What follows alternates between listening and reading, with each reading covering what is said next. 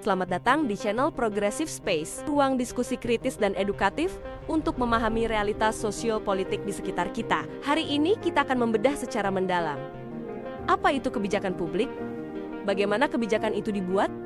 Siapa saja aktornya? Dan bagaimana kebijakan publik dipraktikkan di Indonesia mulai dari teori, desain, implementasi, hingga evaluasinya. Kalau kamu ingin memahami bagaimana negara bekerja, dan bagaimana keputusan publik bisa memengaruhi hidupmu secara langsung, maka tonton video ini sampai selesai. Mari kita mulai.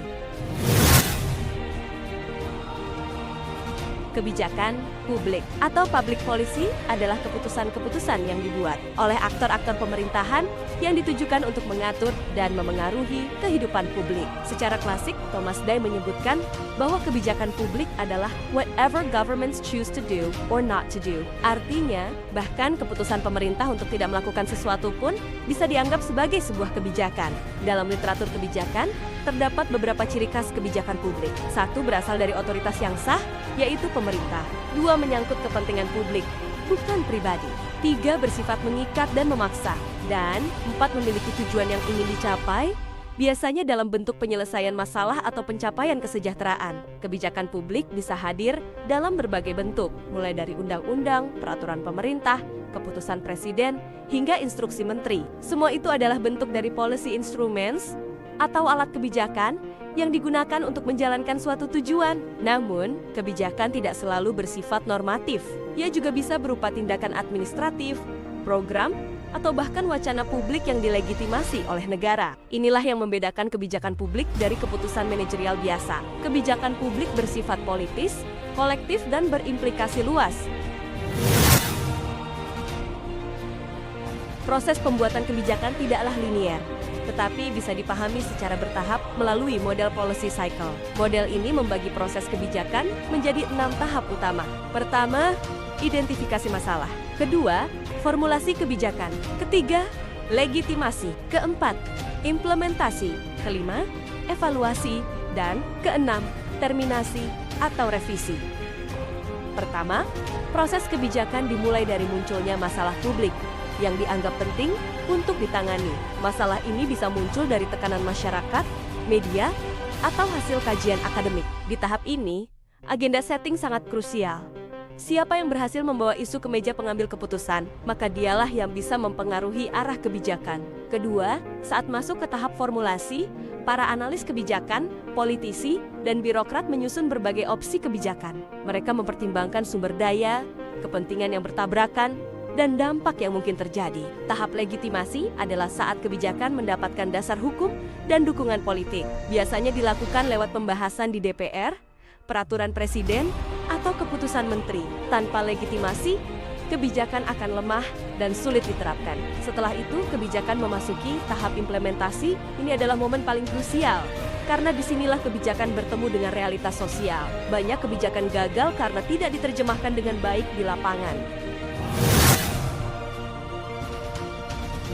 Dalam dunia akademik, teori kebijakan publik terbagi dalam berbagai pendekatan. 3 pendekatan besar yang sering digunakan adalah: pertama, pendekatan rasional instrumental; kedua, pendekatan kelembagaan; dan ketiga, pendekatan konstruktivis atau kritis. Pendekatan rasional mengasumsikan bahwa kebijakan dibuat secara logis dan terukur. Pemerintah dianggap mampu mengumpulkan informasi, menganalisis opsi, dan memilih solusi terbaik. Model ini ideal, tapi sering tidak realistis karena keterbatasan sumber daya dan waktu. Pendekatan kelembagaan menekankan peran institusi dalam membentuk dan membatasi pilihan kebijakan. Lembaga seperti DPR, birokrasi, dan partai politik menjadi aktor penting yang menentukan arah dan isi kebijakan. Dalam sistem demokrasi seperti Indonesia, kelembagaan ini punya peran besar karena kebijakan harus dinegosiasikan secara politik. Sementara itu, pendekatan konstruktivis melihat kebijakan bukan sebagai hasil rasionalitas murni, tapi sebagai hasil kontestasi makna. Apa yang dianggap sebagai masalah publik seringkali merupakan hasil konstruksi sosial, disuarakan oleh media, LSM, atau elit politik. Ini menjelaskan mengapa beberapa isu besar seperti kemiskinan atau ketimpangan kadang justru tidak masuk agenda, sementara isu yang lebih minor bisa menjadi fokus utama. Di Indonesia, kebijakan publik dijalankan dalam konteks negara demokratis dengan sistem presidensial dan desentralisasi. Pemerintah pusat memiliki peran dalam menetapkan kebijakan strategis nasional, sedangkan pemerintah daerah memiliki otonomi untuk menyesuaikan kebijakan sesuai konteks lokal. Contoh klasik adalah kebijakan dana desa. Ini merupakan kebijakan nasional untuk memperkuat pembangunan di desa-desa. Tetapi implementasinya bergantung pada kapasitas pemerintah desa, partisipasi warga, dan pengawasan lokal. Namun dalam praktiknya, kebijakan di Indonesia sering menghadapi berbagai tantangan, tumpang tindih regulasi, tarik-menarik kepentingan politik, korupsi birokrasi, dan minimnya partisipasi publik. Banyak kebijakan dibuat dari atas ke bawah top-down, tanpa memperhatikan konteks lokal yang sangat beragam. Salah satu contoh aktual adalah kebijakan IKN Ibu Kota Negara yang dinilai terlalu elitis, minim partisipasi publik, dan belum menjawab masalah pokok seperti ketimpangan pembangunan antar wilayah. Ini menimbulkan kritik dari akademisi, LSM, bahkan sebagian politisi sendiri.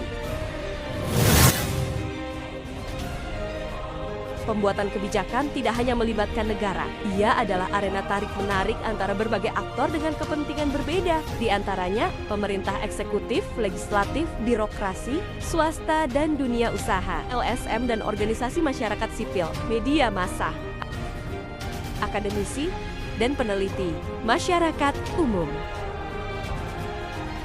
Dalam teori advocacy coalition framework dari Sabaty, kebijakan dibuat lewat koalisi berbagai aktor yang memiliki nilai dan keyakinan yang sama. Mereka berusaha memengaruhi kebijakan melalui lobbying, kampanye, atau tekanan publik. Contohnya bisa kita lihat dalam kasus Undang-Undang Cipta Kerja, pemerintah dan asosiasi pengusaha membentuk koalisi untuk mendorong kebijakan ini. Di sisi lain, gerakan buruh, mahasiswa, dan sebagian akademisi membentuk koalisi oposisi kebijakan karena dinilai merugikan hak pekerja.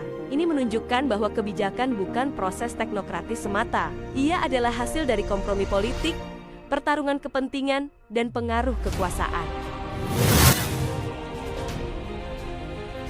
Evaluasi kebijakan adalah proses untuk menilai apakah suatu kebijakan telah mencapai tujuannya atau belum. Evaluasi bisa dilakukan dari segi efektivitas, efisiensi, keadilan, dan dampaknya terhadap masyarakat. Metode evaluasi bisa bersifat kuantitatif, mengukur dampak secara statistik, atau kualitatif menganalisis narasi dan pengalaman penerima kebijakan. Contohnya, evaluasi terhadap program Keluarga Harapan PKH tidak hanya menghitung jumlah penerima, tetapi juga apakah program ini mengurangi kemiskinan secara berkelanjutan atau tidak. Di Indonesia, tantangan evaluasi sering terletak pada kurangnya data yang valid, birokrasi yang tertutup, dan budaya politik yang enggan dikritik. Padahal, tanpa evaluasi yang jujur dan terbuka, kebijakan publik berpotensi stagnan atau bahkan merugikan. Kebijakan publik yang baik adalah kebijakan yang dibuat secara partisipatif, berdasarkan data, dan mampu menjawab kebutuhan real masyarakat. Dalam demokrasi, rakyat bukan hanya objek kebijakan, tetapi juga subjek yang berhak menentukan arah kebijakan. Pendidikan politik dan literasi kebijakan menjadi penting agar masyarakat bisa memahami proses kebijakan, mengawalnya, dan terlibat aktif di dalamnya. Gerakan masyarakat sipil, kampus, dan media independen punya peran besar dalam memperluas ruang partisipasi ini.